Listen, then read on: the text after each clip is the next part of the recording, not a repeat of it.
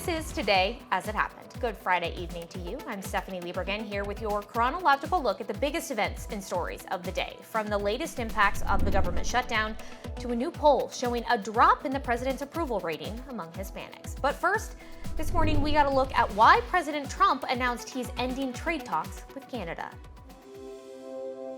President Trump says he's ending all trade negotiations with Canada after accusing the country of using a fake advertisement featuring President Ronald Reagan to oppose U.S. tariffs. The move could further inflame trade tensions between the two countries. And here to help us understand all of this is our Scripps News congressional correspondent, Nathaniel Reed, joining me live from our newsroom. So, Nate, this decision seems a bit abrupt, which is not unusual for the president when it comes to making decisions on tariffs. But what exactly happened here? Yeah, it seems like these trade talks have entirely broken down over what President Trump alleges and the Ronald Reagan Presidential Institute is comments from the late former president taken out of context, where the former president spoke against tariffs on other countries. Listen to the ad for yourself. High tariffs inevitably lead to retaliation by foreign countries and the triggering of fierce trade wars. Then the worst happens. Markets shrink and collapse, businesses and industries shut down, and millions of people lose their jobs. Throughout the world, there's a growing realization that the way to prosperity for all nations is rejecting protectionist legislation and promoting fair and free competition. America's jobs and growth are at stake. The Ronald Reagan Presidential Foundation Institute says that those comments from the late president were taken out of context. President Trump then posting on Truth Social, blasting the government of Canada for taking those comments out of context, saying that it's fake, and furthermore that they're trying to interfere with the decision of the U.S. Supreme Court. Tariffs are, quote, very important to the national security and economy of the USA, and based on their egregious behavior, all trade negotiations with Canada are hereby terminated. Again, President Trump has had an on-again, off-again, good then sour relationship with our northern neighbor. This injects a lot of uncertainty into trade with Canada. Many northern communities in the United States, everywhere from Detroit to northern Vermont, New Hampshire, New York State, rely on heavy trade with Canada. So a lot of questions about what the reality is going to be about this ongoing trade war. You might remember when President Trump first took office, he openly sparred with then Canadian Prime Minister Justin Trudeau, even calling him Governor Trudeau, implying that Canada should be a state and possibly face military action from the United States. Since then, Canada has elected a new Prime Minister, Mark Carney. President Trump has had a better relationship, or at least has appeared to have a better relationship with Prime Minister Carney. But this latest blow-up, a lot of questions about whether President Trump keeps this fight up, or whether there's an off-ramp here that can be reached between the two leaders. Canada, one of our biggest trading partners, the country that takes in the most U.S. exports, so certainly a decision that could impact a lot of businesses across the country, Nate. But I want to turn to the shutdown. We are in day 24. There is no end in sight, and the impact of this government shutdown really is increasing now every day. So are lawmakers on Capitol Hill doing anything to try to strike a deal or at least lessen the pain of this shutdown for families across the country? Yeah, I'm glad you brought that up. There was an attempt yesterday on the Senate floor, a bill led by Republicans to try and pay some of those essential employees who've been working now for 24 days without pay, coming into the office or the airport or wherever they work, trying to do their jobs, but without the certainty of the next time they're receiving a paycheck. But Democrats blocked the bill, saying that the bill gave the Trump administration too much authority to determine who gets a paycheck and who doesn't. Remember, there's also hundreds of thousands of furloughed employees who've been forced to sit at home. They want to serve their country, they want to go in and work, but they're not able to do so because they've been furloughed. Democrats had tried to put forward an alternative bill to pay those furloughed federal workers as well as the ones who've been deemed essential. That attempt was blocked. The lead Republican sponsor, though, of that attempt to pay some workers, Senator Ron Johnson, the Republican from Wisconsin, telling reporters shortly before that vote failed that he's willing to work with Democrats to try and come up with a bipartisan solution here. Take a listen. Would you support bills to pay all furloughed federal employees? That's right. Again, I went down the floor and presented my most nonpartisan self, told them I went down there in good faith. We'll get our staffs working on this. and see if we can iron out differences, and maybe we can come to an agreement next week. Some of the senators involved in those discussions, Senator Chris Van Hollen, Democrat from Maryland, a state with a whole lot of federal employees, and Senator Gary Peters, Democrat from Michigan, again, another senator who was trying to put forward a bill to pay federal employees. A lot of questions whether they can find common ground even in this one area, paying federal employees, but then also the question of opening the entirety of the government. It's not just federal employees who are suffering. According to several announcements from over 24 states, SNAP benefits are going to end for many on November 1st, simply because states don't have the funding to pay for those benefits anymore. Steph, a lot of questions about whether that could be the straw that breaks the camel's back and ends this shutdown. Democrats keeping up the fight for the Affordable Care Act subsidies, which expire at the end of this year, but entering a very quick period here where there'll be a week to go before Americans could lose their SNAP benefits. A lot of questions about whether that changes the dynamic, Steph, up on Capitol Hill. Senator Johnson talking about a potential bipartisan compromise on anything out of the Senate right now, I feel like would be a big step Seems pretty rare. in the right direction for American families. And maybe it's that one thing that can kind of get the ball rolling on some of the bigger issues that Congress needs to deal with right now. Scripps News congressional correspondent Nathaniel Reed, thank you very much. Alaska Airlines says it has mostly restored operations this morning after a technology outage on Thursday. Passengers crowded at terminals as news of the disruption spread. The airline says it had to cancel 229 flights across all U.S. airports, with more expected today as they work to get things back to normal. Alaska Airlines is offering to help impacted passengers with things like free flight cancellations or changes, hotel rooms, meal vouchers, and more. In July, the airline grounded all of its flights for several hours when data center equipment failed. The Trump administration has finalized plans to open Alaska's Arctic National Wildlife Refuge to oil and gas drilling. Interior Secretary Doug Burgum announced the decision that paves the way for future lease sales within the refuge's 1.5 million acre coastal plain. The area is considered sacred by indigenous people who oppose drilling there, but leaders of a local community support drilling and say responsible oil development is key to their region's economic well-being. The plan fulfills pledges made by President Trump and congressional Republicans. The president's tax and spending bill calls for at least 4 lease sales within the refuge over a 10-year period. President Trump says he's backing off a planned surge of federal agents into San Francisco after speaking with the city's mayor. Trump had threatened to send the National Guard to the city to fight crime. The Customs and Border Protection agents had already started arriving in the region, and they were met with hundreds of protesters near a Coast Guard base on Thursday. President Trump posted on social media that San Francisco's mayor told him the city was making progress reducing crime on its own. And in some economic news, Target is planning to lay off around 1,000 corporate employees. The company's incoming CEO made the announcement in an email to employees on Thursday. But along with the layoffs, Target also announced it will not fill 800 vacant positions. And so together, the changes will impact about 8% of Target's global corporate workforce. The company says the move will help Target be better positioned for the future, but it comes as the company has been dealing with flat or declining sales for much of the past 3 years. Defense Secretary Pete Hegseth says the U.S. military conducted its 10th strike against suspected drug vessels overnight, killing 6 people. Hegseth says the vessel was operated by the Tren de Aragua gang in the Caribbean. The military campaign against drug cartels has now killed at least 46 people since September. The pace of these strikes has increased from 1 every few weeks to now 3 in 1 week, with the operations expanding also into the Eastern Pacific. Inflation cooled slightly in September, with consumer prices rising 3% compared to a year ago. Now that's below what economists expected, but still higher than August's 2.9%. The Bureau of Labor Statistics says core inflation, which excludes food and energy, also came in at 3%. This report is getting extra attention because it comes amid the government shutdown, which has limited the release of other economic data.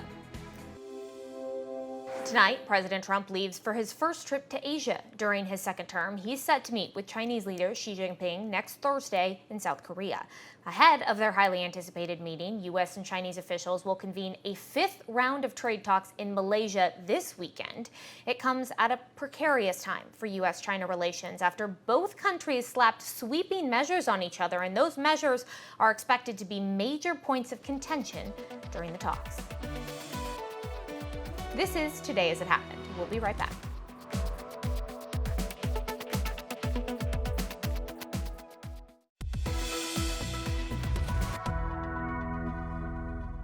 Welcome back to Today As It Happened. Let's check back in on our daily briefing of today's top stories. President Trump's favorability has dropped among Hispanic adults since he took office for a second term. That's according to a new AP NORC poll, and it's causing some concern among his supporters, considering Hispanic voters played a major role in helping President Trump win the 2024 election. Scripps News political director Andrew Rafferty is here now to explain what all of this means. So, Ralph, what exactly did we get? What do we see in the numbers from this new poll? Steph, I think it's October. There's just something in the air that makes us want to talk about electoral politics, even though we're not going to see a big presidential election this year like we did last year. But you're right, the AP out with some new numbers today, and anytime we're talking about politics and who's going to win or lose an election, it feels like we need to talk about Hispanic voters. I think in 2024, they were just about 10% of the electorate, but they have been growing so much, and their power is really been clear election after election. You see these numbers on the screen right here. This is the Hispanic vote for Donald Trump, and it's just 8 points over the last 4 years from 2020 to 2024, but 8 points is hugely significant. I don't need to tell you when we're talking about some of these swing states, these battleground states that are just separated by 1 or 2 points between the Republican and the Democrat. But these new numbers from the AP should be startling for Republicans. Donald Trump's favorability, where it was in January before he took office to where it is now, has dropped pretty precipitously. You see 44% in January. That poll was taken before Inauguration Day, now down to just 25%. And worth noting, Kamala Harris won the Hispanic vote in 2024. Donald Trump did do a lot better, but if you want to do well, especially in some of those states, yes, Florida, yes, Texas, they're pretty red, but they have a heavy Hispanic vote. When we talk about Pennsylvania has some pockets which are heavily Hispanic, Puerto Rican, most specifically, even some of these Great Lakes states, we know the increasing power of the Hispanic vote. And I think if you've been following politics for most of Donald Trump's second time in office, you might point to those ICE raids, crackdown on immigration. But remember, Steph, he was talking about that during the 2024 campaign when his approval rating among Hispanics was a lot higher. And so I don't think you can just point to what's going on in immigration and ICE raids. It really does, these numbers show, go back to the economy, where it is Hispanics who have a growing number of pessimism when it comes to the cost of groceries, the cost of healthcare, their own savings account. So yes, his approval rating is down among Hispanics on immigration, a couple points, but in the bigger picture here is, I think, the economy, and that's not just Hispanics. We've seen that across the board over the course of this past year or so. Well, you mentioned, of course, we don't have a big federal election this year, but there are a couple elections coming up just over a week and a half from now. We've got elections in Virginia, elections in New Jersey.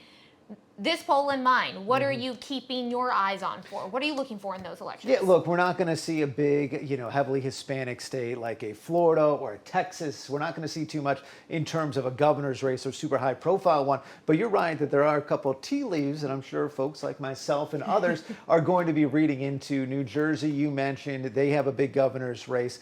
There is a couple counties, Passaic County up in northern New Jersey, heavily Hispanic, one of those flip counties that went for Donald Trump in 2020, Joe Biden in 2020, went back to Donald Trump in 2024. I know you're going to be across the river in Virginia covering that governor's race for us. Glenn Youngkin, 2021, did really well statewide with Hispanic voters in Virginia. Abigail Spanberger has been running ads specifically targeting, in Spanish, specifically targeting those voters, really showcasing their power. So there's still a lot of tea leaves to be reading, even though, yes, you're right. Unfortunately for election nerds like us, there's not a really, really big race, but there are some that are really going to set the tone for the midterms going into 2026. And certainly, and something interesting about Virginia, of course, that the governor cannot run for re-election. So while, Glenn Youngkin, current governor now, he can't run again.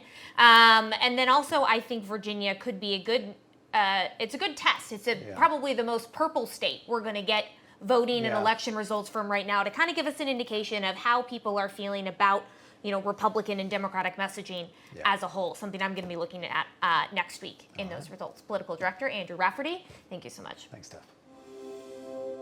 Social Security recipients will get a 2.8% cost of living increase in 2026. That's an average increase of more than $56 per month for retirees.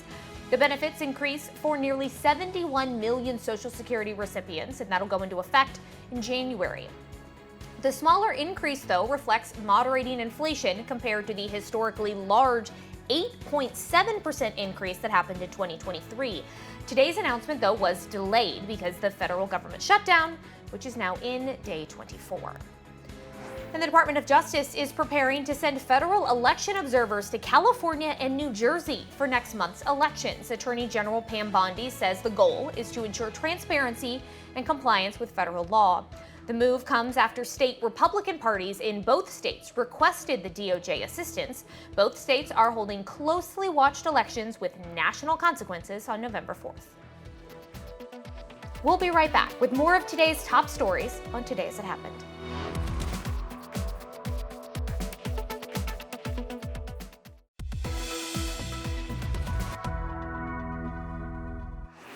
You are watching Today As It Happened, Scripps News rundown of the biggest events and stories of the day, so let's jump right back in.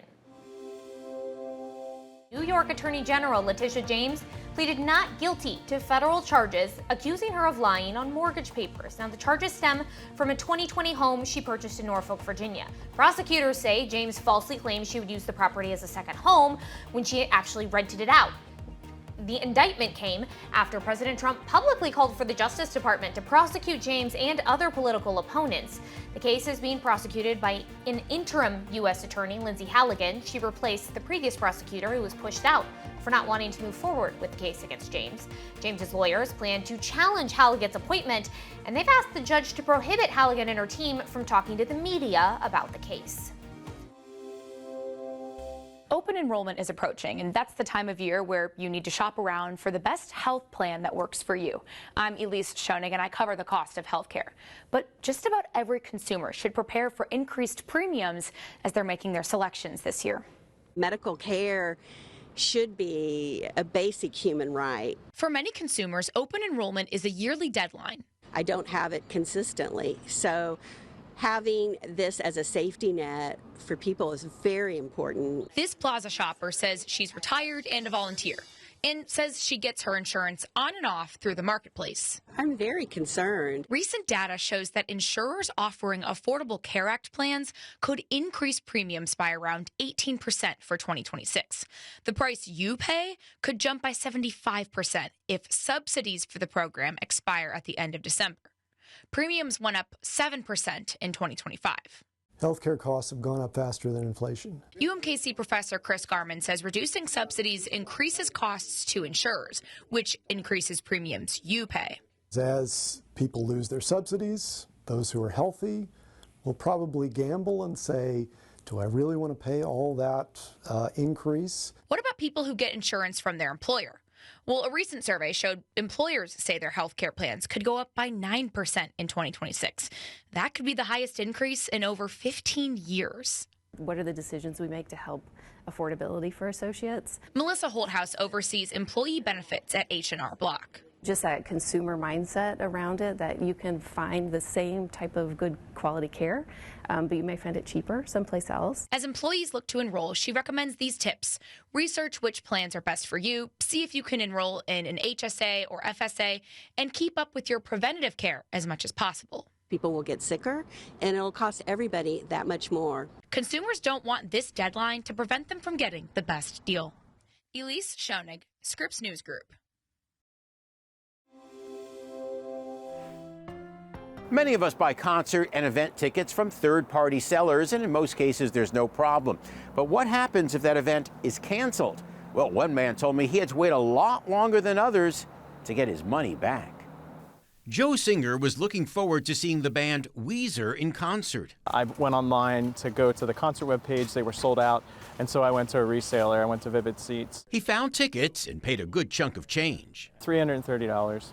But the concert was canceled, and while friends got their refunds from the primary seller in just a few days, a month later, Joe's refund was a no-show. I reached out to Vivid Seats after about a week and a half of waiting, and they said that they hadn't received confirmation that the concert or the event was canceled. We reached out to Vivid Seats, which tells us refunds typically take just 3 to 5 business days, but that wasn't the case for Joe. I'm pretty disappointed about the pace for sure, and just the lack of responsiveness at this point. Alex Warner is the CEO and co-founder of the ticket resale platform Winventory. Ultimately, it's a trickle-down effect. He explains why customers might experience refund delays. The secondary isn't going to refund until the primary is refunded. It could be done faster on both the primary side and the secondary side, but there's just a sort of a method to the madness. Melanie McGovern with the Better Business Bureau says always know the terms and conditions when shopping the secondary market. You want to make sure before you buy that ticket that you know if you have the same protections. Resale sites can be good options, but no refunds can take longer in the event of delays or cancellations. After 6 weeks, Singer says Vivid Seats refunded all his money. In the future, he'll try to buy from a primary seller like Ticketmaster. I'll consider it, of course, but I'll know the risks a little bit better. So you don't waste your money. John Mattery, Scripps News Group. We'll be right back with more of today's top stories on Today As It Happened.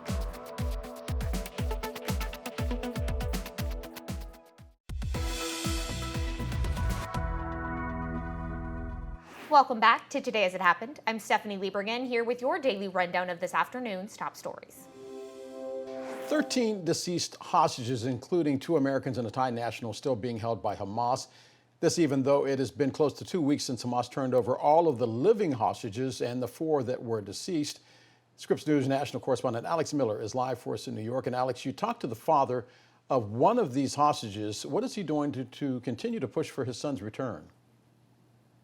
Well, Del Ruby Khan's 19-year-old son Itai was the youngest U.S. citizen taken captive on October 7th, and he is still not home. And so I spoke with Ruby earlier this week about taking his fight into the halls of the Israeli government to make sure every single hostage comes home. What was Monday like for you when we saw the release of these hostages? We understood from the United States that that was the language that was put in due to some constraints that existed in the negotiation team. And we see now here today, Mr. Kushner, Mr. Witkoff, the Vice President Vance. I think them being here is not an accident. And I think that is part of the pressure that the United States, as well as the other mediators, are putting on Hamas to bring back all the other hostages. We see, they said a few days ago, well, we don't have any more hostages. And then some pressure came upon them, and hold and behold, yesterday 1 hostage came out, 2 days ago 2 hostages came out. So I think everybody understands they're being funny. They want to kind of have as many days as possible in this first phase. Can you just walk us through what happened at the Knesset yesterday and why you went there? It was important for me to go and look in the eyes of those ministers that are responsible for the execution. Was in the gallery when the Prime Minister spoke. It was a bit unfortunate and dumb luck that out of all the hostage families, the one that he mispronounced was me and my son. I think it was good that he found the opportunity to say the names of those hostages, which he did not at the UN a couple of weeks ago that you and I met, as well as last week, where he could have on the podium with the President of the United States. I saw you mentioning on Twitter that you said he can fix it by inviting my family to him for a personal meeting to explain how he is returning Itai, something he has avoided doing so already for 2 years. You've never been able to meet with him? Not in a one-on-one session, with a dozen other families where each one wants to say something. That's not a meeting in my book. He has met families one-on-one. For some reason, he has not invited my family. It's not about being a politician. It's about being a leader, maybe a human being.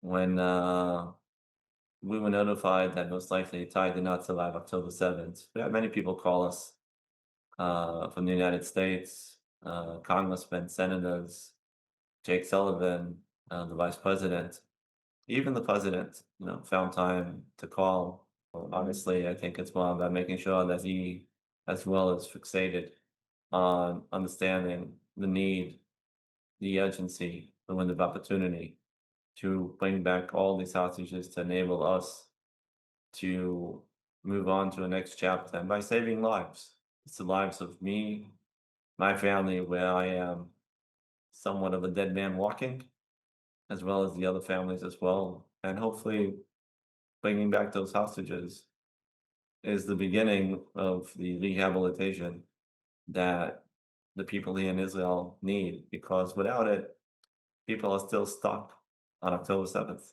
What has it been like for you, these last few days where we're waiting, waiting, waiting? We find out, okay, X amount of hostages will be turned over tonight. I mean, what It's has that? a feeling that it is difficult to articulate. It is the phone call that is the worst phone call you will ever get in your lifetime. And when you do not get that phone call, you feel disappointed. And that is a very difficult set of emotions to have, in one day. Adele, I had spoken with Ruby earlier this week. The last time that hostages were returned was Tuesday evening. There was some discussion about bringing some hostages out tonight. Obviously, that has not happened, and it is almost 10 p.m. in Israel. Israeli media is reporting, though, that its officials told Vice President J.D. Vance that Hamas does have the ability to return at least 10 hostage remains of the 13 that are still held in captivity without external search assistance, meaning without other countries helping to move rubble to try to find them. They believe that Hamas has access to at least 10 of them right now. Scripps News national correspondent Alex Miller, live for us in New York City. Alex, thank you. Cord cutters, listen up. Disney, which owns ABC and ESPN, warning its viewers through its YouTube TV that their football season is in danger. A contract dispute could mean the network will go dark on YouTube after October 30th. YouTube has about 10 million subscribers and is looking for more favorable terms from Disney. The web streamer saying if Disney channels vanish, YouTube would offer its subscribers a $20 return. It is now day 24 of the government shutdown. Hundreds of thousands of federal workers are missing their first full paychecks today. Because of that shutdown, about 750,000 have been furloughed since it began on October 1st. Hundreds of thousands now working without pay. In the meantime, the Senate packing their bags yesterday for a long weekend again. They continue to receive their paychecks as directed by the Constitution, though some say they will donate their money. Without an end to the stalemate, food stamps, officially called SNAP, runs out of money on November 1st. Some state leaders are already trying to buy shelf-stable foods, turning to food banks and pantries. I can't afford the stuff at the store.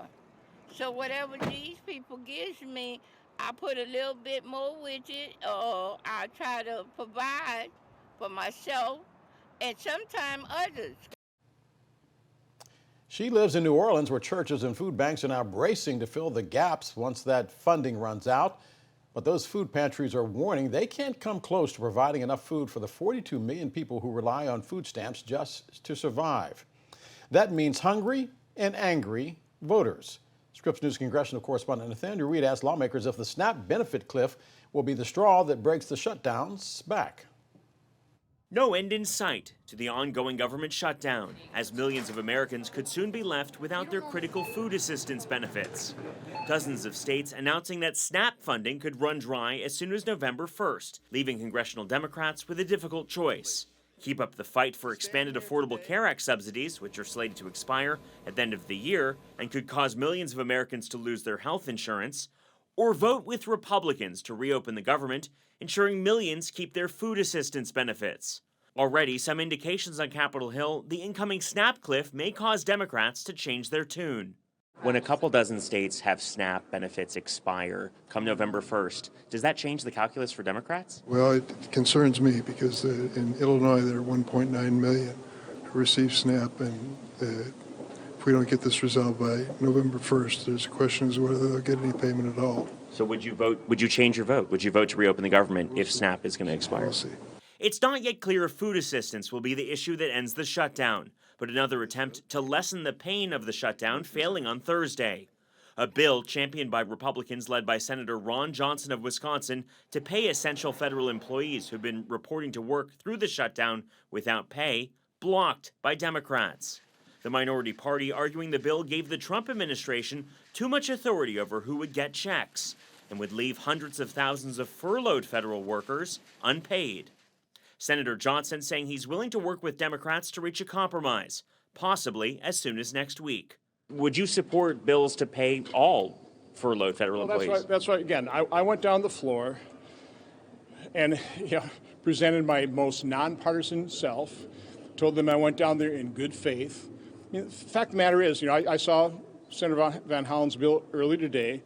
I laid out their three differences. They're not that big, they're not insurmountable. So I talked to both Senator Van Hollen and Senator Peters. We'll get our staffs working on this and see if we can iron out differences, and maybe we can come to an agreement next week. But even if some federal workers get their checks, the prospect of millions of Americans experiencing a gap in food assistance programs could prove to be the issue that breaks this nearly month-long stalemate on Capitol Hill. Nathaniel Reed, Scripps News Group, Washington. You're watching Today As It Happened. We'll be back in just a moment.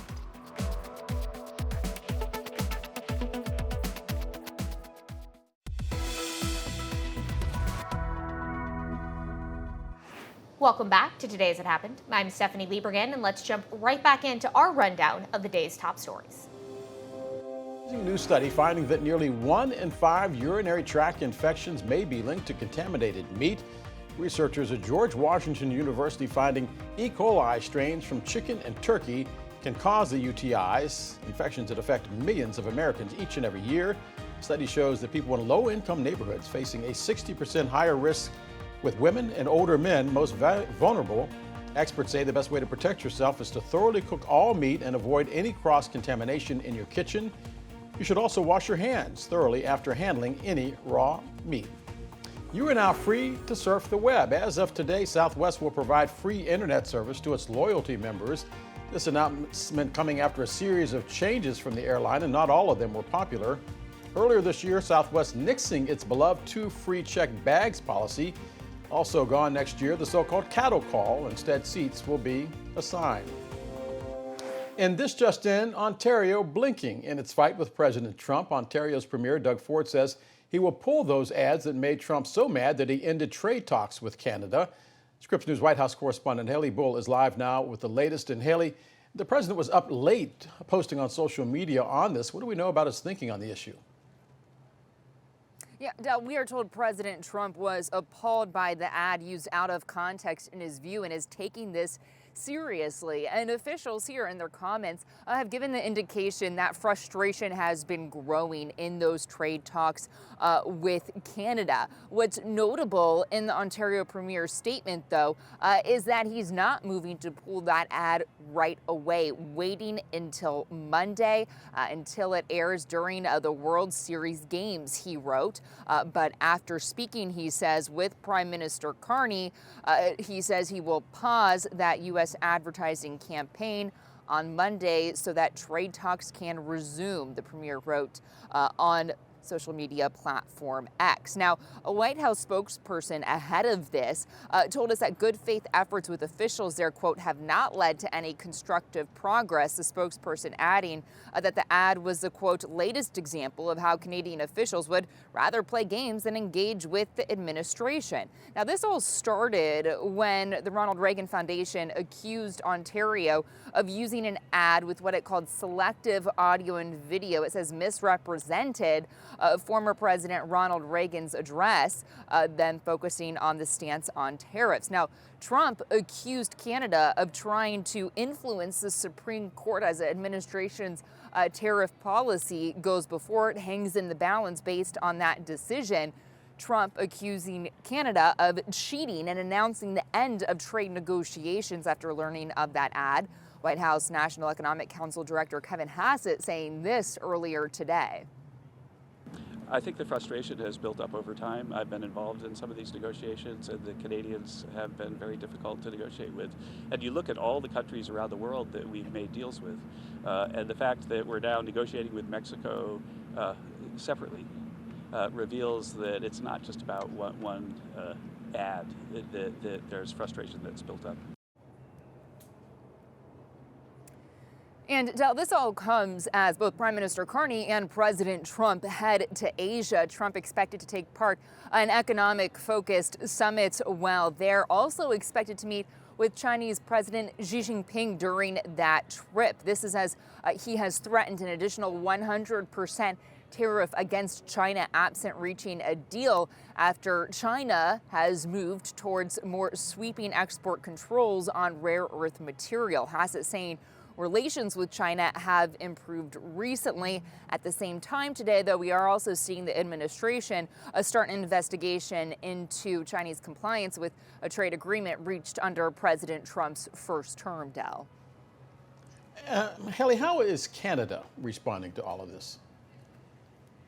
Well, we have seen, as you just mentioned, that development with Ontario now saying that they'll wait until Monday to pull the ad in hopes of trade talks resuming. But earlier today, we did see Prime Minister Mark Carney weighing in on this discussion, acknowledging that they can't control the trade policy of the United States, but taking a different stance towards the progress made in negotiations, calling them constructive, saying this. And it's in that context that our officials, my colleagues, have been working with their American colleagues on detailed, constructive negotiations, discussions on specific transactions, specific sectors, steel, aluminum, and energy. And a lot of progress has been made. And we stand ready to pick up on that progress and build on that progress when the Americans are ready to have those discussions, because it will be for the benefit of workers in the United States, workers in Canada, and families in both of our countries. So we are waiting to see how the White House reacts to the latest move out of Ontario. It remains to be seen if those talks open back up, get back on track. Del. Yeah, those ads will still be played in that game involving the Toronto Blue Jays and the Los Angeles Dodgers. Scripps News White House correspondent Haley Bull. Haley, thank you very much. We'll be right back to continue our rundown of this afternoon's top stories on Today As It Happened.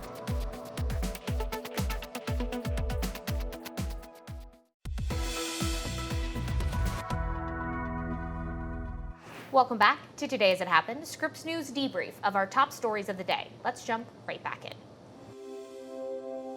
A defiant New York Attorney General Letitia James cheering on by her supporters.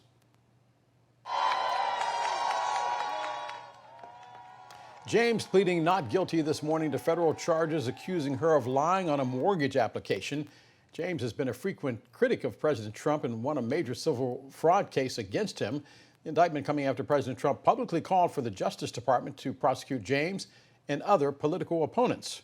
Romella Stiles from our Scripps News Group is live outside the courthouse. And Romella, tell us what unfolded inside that courtroom. Well, when James walked into the courtroom, she was standing tall and she was smiling. But when her and her attorney sat down, it was all business. Now she's facing two charges. One is bank fraud and another one is putting in a false statement to a financial institution. If she's found guilty, both of those charges can carry up to 30 years in prison. Now, like you said, James pleaded not guilty, and she remains free on a personal recognizance bond while the case moves forward. Her defense team wants the entire indictment thrown out, calling the prosecution vindictive and selective. They also asked the judge to stop U.S. Attorney Lindsay Halligan from speaking publicly about the case or require her to keep written record of all communication with the media. The judge did not rule on those motions today. A dismissal hearing is set for December 5th. Federal prosecutors plan to present 8 to 10 witnesses and expect the trial to last about a week. This case has also drawn political attention. Now, on September 20th, President Trump posted on Truth Social calling on Attorney General Pam Bondi to prosecute James and other political opponents. This is not about me. This is about all of us and about a justice system which has been weaponized.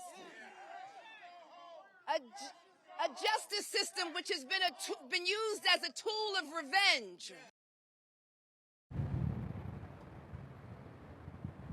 And when James walked down those steps and when she came, she was surrounded by supporters. And now the court date the judge set for the actual trial is set for January 26, 2026. Reporting live in Norfolk, Romello Stiles, Scripps News.